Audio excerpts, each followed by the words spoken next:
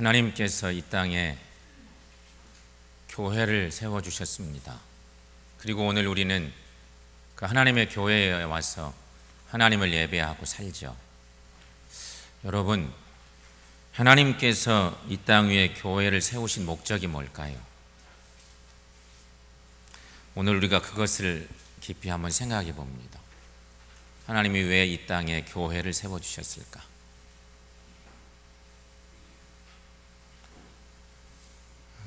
우리는 하나님이 우리를 통해 예배를 받으시기 위해서 이런 표현도 할 수 있지만 더 넓은 의미의 교회를 세우신 목적은 세상을 구원하시기 위함입니다. 여러분 믿습니까? 교회의 존재 이유를 정확하게 이 하나의 물음과 답 속에서 찾을 수가 있습니다. 그러면 교회는 어떻게 해야 될까? 세상을 구원하기 위해서 하나님이 이 땅에 교회를 세워주셨다는데 그 교회는 우리 한 사람 한 사람이 모여서 교회를 이루고 있어요. 교회가 어쩌고 저쩌고 얘기할 때도 있지만 그 교회는 나를 포함한 모든 사람들의, 하나님의 사람들의 모임이 교회란 말이죠. 그러면 이 귀한 하나님의 이 목적을 이루기 위해서 어떻게 해야 될까? 교회는 모이는 교회로 혹은 흩어지는 교회로서의 사명을 감당해야 합니다. 모이는 교회는 예배 중심을 생각할 수가 있습니다. 우리가 이렇게 모여드는 것, 함께 하나님을 예배하는 것, 모이는 교회는 예배 중심의 교회 사역입니다. 교회 사명이죠. 그런가 하면 흩어지는 교회는 선교 중심의 사명을 얘기합니다. 오늘 우리는 총회 선교주의를 맞아서 교회의 두 가지 사명 중에 두 번째인 흩어지는 교회를 생각해 봅니다. 모이는 교회도 중요한데 흩어지는 교회로서의 사명을 생각해 보는 것입니다. 그러므로 교회의 큰 사명인 선교가 주님의 명령임을 깨닫고 이를 실천하는 우리 모두가 될 수 있기를 축원합니다. 선교가 뭘까? 오늘 총회 선교주일인데 선교가 뭘까? 선교는 아주 쉽게 한마디로 얘기하면 하나님 나라의 일입니다. 하나님 나라의 일. 이게 다 선교예요. 즉 하나님 나라의 확장을 위한 복음 전파, 이게 선교입니다. 더 나가면 하나님 나라를 위한 모든 일들이 다 선교인 것입니다. 성경 말씀 속에서 우리가 이제 몇 가지를 좀 확인해 봅니다. 예수님이 이 땅에 오셔서 첫 설교를 하십니다.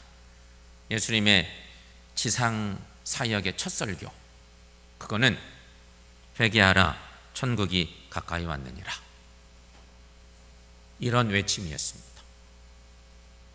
주님의 사역의 첫 번째 설교는 회개하라 천국이 가까웠다, 이 말씀을 요약하면 복음 전파입니다. 근데 예수님이 이 외침을 주시기 전까지는요, 세례 요한이 와서 조금 사람들의 들을 귀를 열어줄 정도로 외침이 있었지요. 그 이전에는 한 400년 동안 복음이, 하나님 나라 말씀이 증거되지 못했었어요. 주님이 공생의 사역 시작하시면서 첫 번째 외친 외침, 회개하라 천국이 가까이 왔느니라, 이 복음 전파입니다. 또 한 가지, 예수님이 제자들을 부르셨습니다. 공생의 사역을 감당하시면서 자연스럽게 제자들을 부르셨습니다. 이것은요, 하나님이, 우리 예수님이 사역을 혼자 하신다는 것이 아닌 그런 증거죠. 함께 하시는 사역을 얘기하는 거예요. 제자들을 부르시고 3년간 훈련시킵니다. 제자들을 훈련시킨 목적이 뭐겠어요? 그건 역시 복음 전파를 위함이었습니다. 예수님 혼자 하시기 어려우니까 12명의 예수님의 훌륭한 사도들을 세우시고 그들을 통해서 일하게 하신 것입니다. 세 번째로 또 하나 생각할 것, 승천하시기 전 마지막 분부, 예수님이 십자가에 달려 돌아가시고 부활하셔서 40일 동안 우리와 함께 계셨는데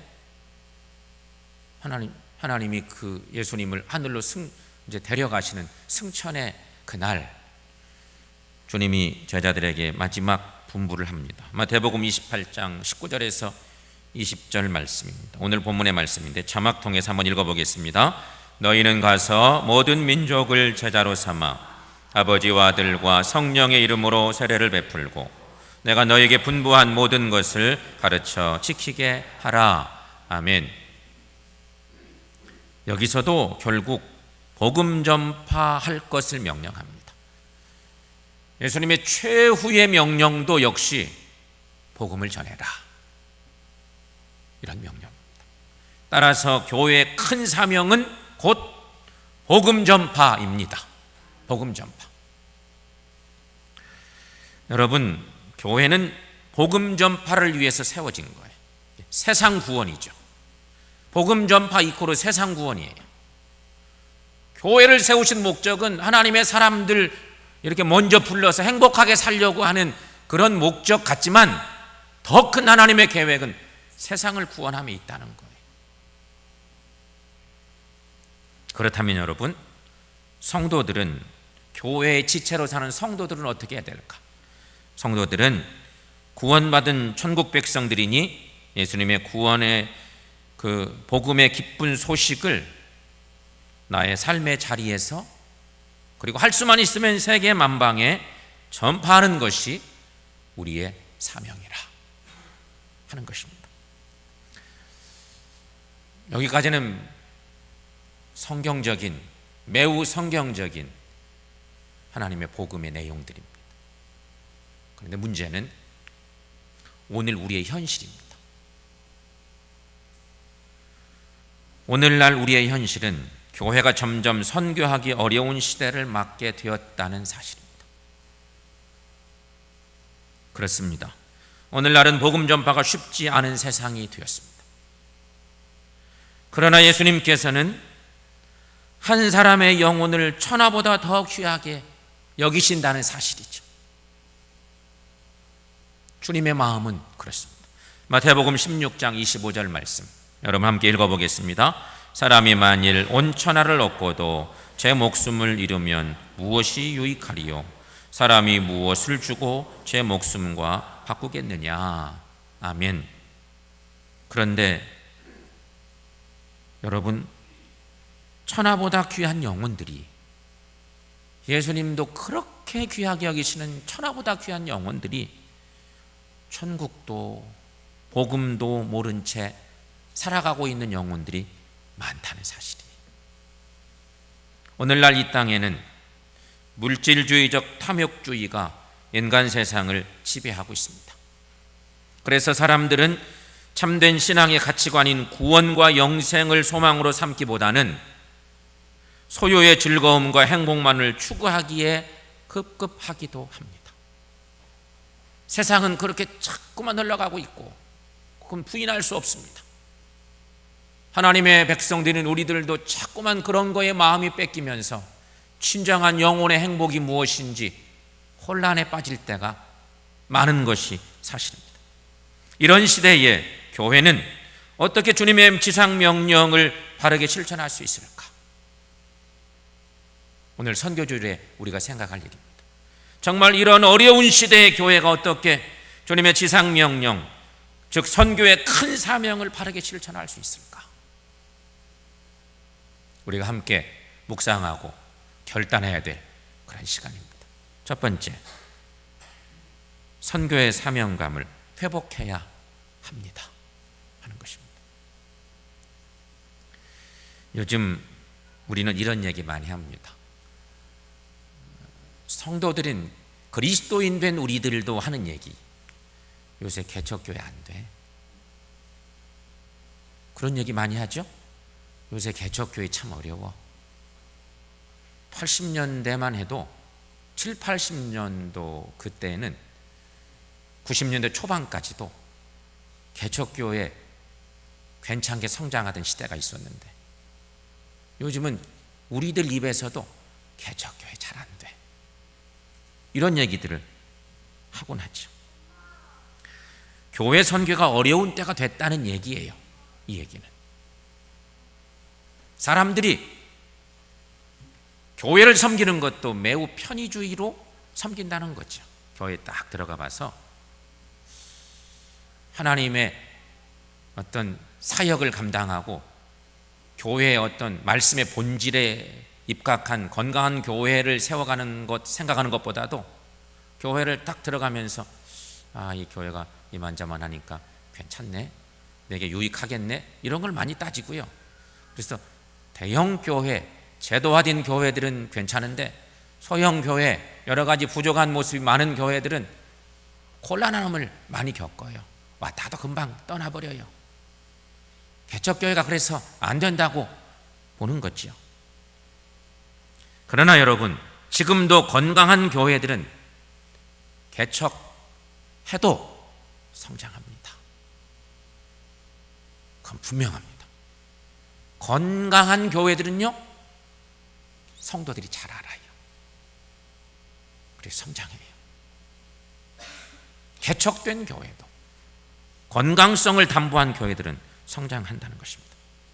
오늘날 선교는 환경도 갖추어져야 하고 경제적 뒷받침도 되어야 하고 재능과 은사도 있어야 하겠지만 더 중요한 것은 선교에 대한 분명한 사명감입니다. 사실상 예수님께서 부활 승천하신 직후, 승천하시면서 예수님이 마지막 명령을 주셨어요. 오늘 본문의 말씀에 그 명령을 주셨는데 그 직후에 예루살렘은 선교하기가 지금 시대와는 비교할 수 없을 정도로 사실은 어려웠어요. 그때는 선교의 조건이 좋았냐? 지금보다도 훨씬 안 좋았어요. 그런데 이때는 어떤 상황이었냐면요, 예수님을 전파하면 개인적으로 손해가 생겨요. 극심한 손해가 오는 거예요. 육체적인 고난도 받아요. 잘못하면 감옥에 갇혀서 죽음을 맞을 수도 있어요. 고난은 간단한 문제예요. 목숨이 왔다 갔다 하는 일이 있는 시대가 그 시대였어요. 그럼에도 불구하고 예루살렘 교회의 사도들과 성도들은 그 모든 어려움을 감수하면서 예수 그리스도의 복음 전파에 최선을 다했습니다. 주님의 일을 하기 위해서 날마다 성전에 모여 기도하고, 세상에 나가면 전도도 하고, 그게 목숨 거는 일이에요. 복음 전하는 일이. 그리고 어려운 교회나 지역을 위해서 헌금하여서 선교도 했습니다. 이게 초대교회 모습입니다. 여러분, 이런 일이 어떻게 가능했을까? 그 어려운 시대에, 목숨 걸어야만 되는 그 시대에 어떻게 이게 가능했을까? 그것은 주님의 명령에 대한 강한 사명의식과 책임감이 있었기 때문이었습니다. 그렇습니다. 사명감이 충만할 때 우리는 그 어떤 어려운 조건에도 선교하는 일에 최선을 다할 수 있습니다. 그러므로 오늘도 우리가 사명감만 회복한다면 모든 고난도 약함도 부족함도 극복할 수 있을 줄로 믿습니다. 성도 여러분, 이런 은혜가 이 땅의 모든 교회에, 그리고 우리 교회에 예배한 우리 성도들 모두에게 임할 수 있기를 축원합니다. 두 번째로 생각할 것, 예루살렘에서 땅끝까지 종합적 선교의 비전이 갖추어져야 된다 하는 것입니다. 사도행전 1장 8절 말씀에 한 구절 말씀, 핵심적인 말씀이 있습니다. 예루살렘과 온 유대와 사마리아와 땅끝까지 이르러 내 증인이 되리라. 주님이 우리에게 말씀하시는 건 내 증인이 되라. 내 증인이 돼야 된다. 이게 주님이 우리에게 거는 기대인데, 예루살렘과 온 유대와 사마리아와 땅끝까지 이르러 내 증인이 되라. 그렇게 말씀하셨습니다. 여러분, 이 말씀을 실천하는 일은 모든 교회가 감당할 수 있어야 됩니다. 이 말씀은 예루살렘에 머물던 초대 교인들에게 승천하시던 그 주님이 주신 말씀이란 말이에요. 그러니까 이 말씀은 예루살렘 중심으로 이해가 확 쉽게 올 수 있는 성경적 얘기예요. 그런데 이 귀한 사역을 감당하려면 모든 교회가 이 사명을 공히 감당해야 되는 건데, 이렇게 균형 있게 선교하는 일이 주님의 명령인데 개교회가 이렇게 균형 있는 선교를 하기는 결코 쉽지가 않다는 것이죠. 이 정도 되면 교회가 어떤 역할을 건강하게 하면서 막 모든 조직들이 돌아갈 수 있는데, 균형 있는 선교를 위해서 모든 교회가 해야만 맞는데 결코 쉽지는 않아요. 하지만 여러분, 총회 선교주일의 전국 교회가 이 선교에 동참하는 일은 균형 있는 선교를 이루어가는데 매우 중요한 일이기도 하다 하는 것입니다. 요즘은요, 한 5만 명, 10만 명씩 모이는 교회들은 대형 교회죠. 초대형 교회. 대단히 큰 교회인데 메가처치라고 하는 표현을 쓰죠. 그런 교회들. 이런 교회는요, 교단의 선교 전략을 뛰어넘는 선교를 하는 교회들도 있다고 해요. 한 개 교회가 한 10만 명 모이면 일개 교단이 하는 선교 전략도 훨씬 더 뛰어넘는 선교적 사역도 한대요. 그런데 그런 교회가 그리 많지는 않아요. 작은 교회들이 훨씬 더 많죠. 이 균형 있는 선교를 할 수 있어야 되는데 그게 매우 어려운 시대예요. 하지만 오늘처럼 우리가 총회 선교주의를 지키면서 우리 마음을 모아서 헌금하고 총회로 이 자금들이 모아지면 균형 있는 선교의 사역이 가능하다는 것이죠. 자, 여러분,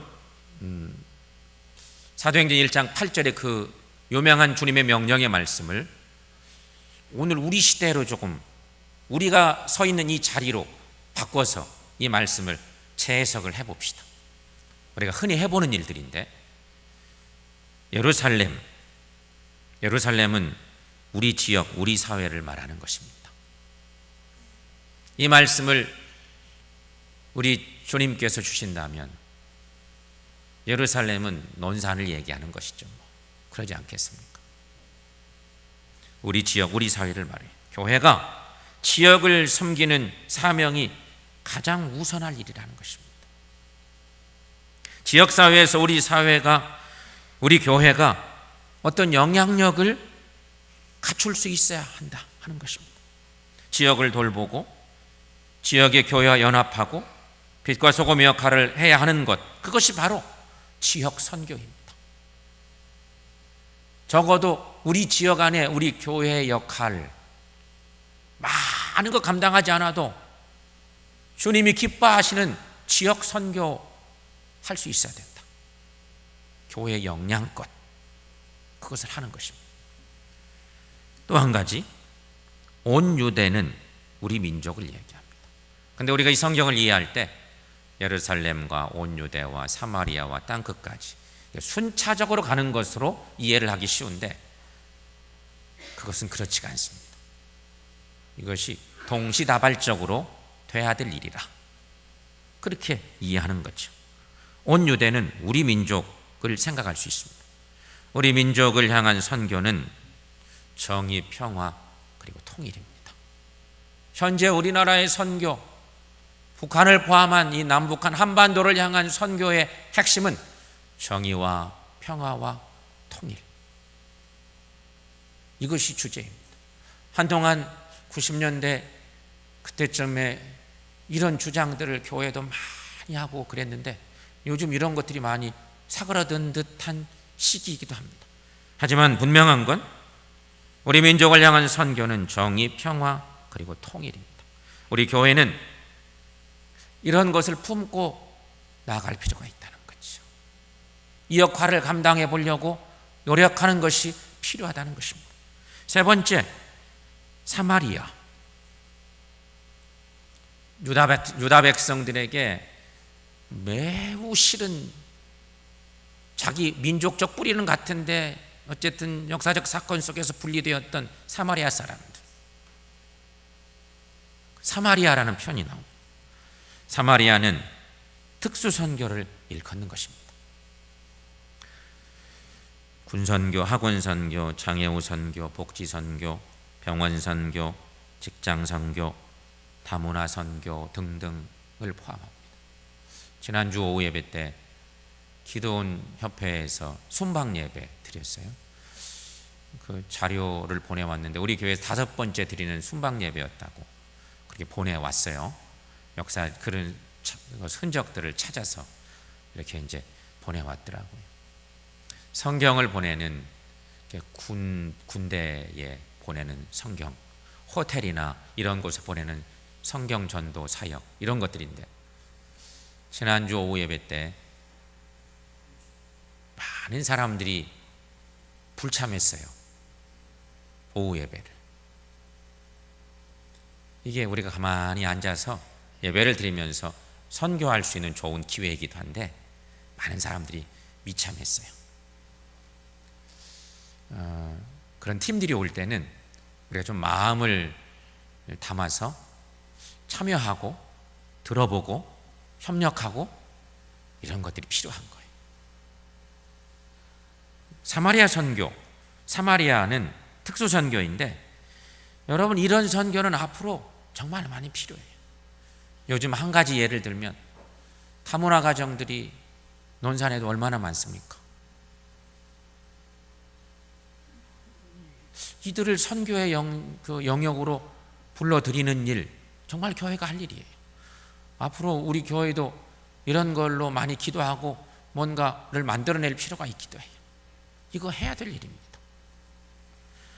마지막으로 땅끝까지 나가 선교하는 일,